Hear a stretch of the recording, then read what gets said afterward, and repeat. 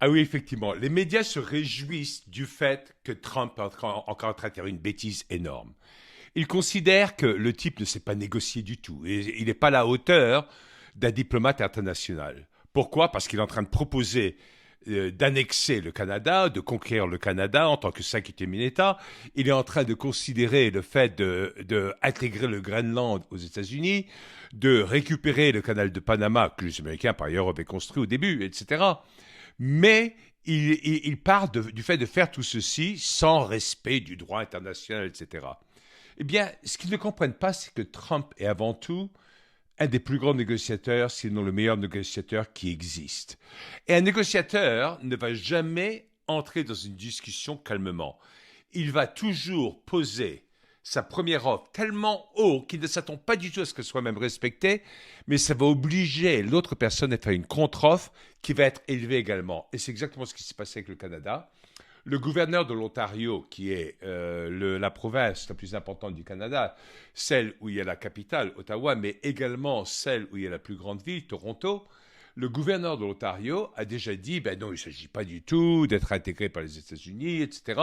Mais on peut transformer les États-Unis en notre partenaire économique préféré, avec tous les avantages qu'il peut y avoir par rapport à ça. Et ça, c'est quelque chose que Trump est en train de faire. Et vous verrez, il va faire le même genre de choses en ce qui concerne l'Ukraine, la Russie et beaucoup d'autres domaines de la même façon. C'est un négociateur de première. Alors, en dehors de ça, ça lui permet d'être complètement transparent et d'utiliser les médias pour que les médias fassent certaines choses et disent certaines choses où lui ne les aura même pas dites, mais eux seront en train de prendre ça sur eux.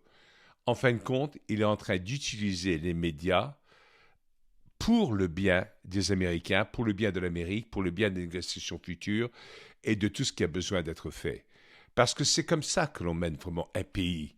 C'est dans le fait de ne pas être obligé d'aller à la guerre, c'est le fait de ne pas gâcher des vies, gâcher de l'argent, mais d'amener par une négociation quelque chose où ça peut être gagnant, gagnant à terme, parce qu'avant tout, il faut des roustons, il faut du courage, il faut une vision, et il s'agit de faire les choses par culot, mais en avançant.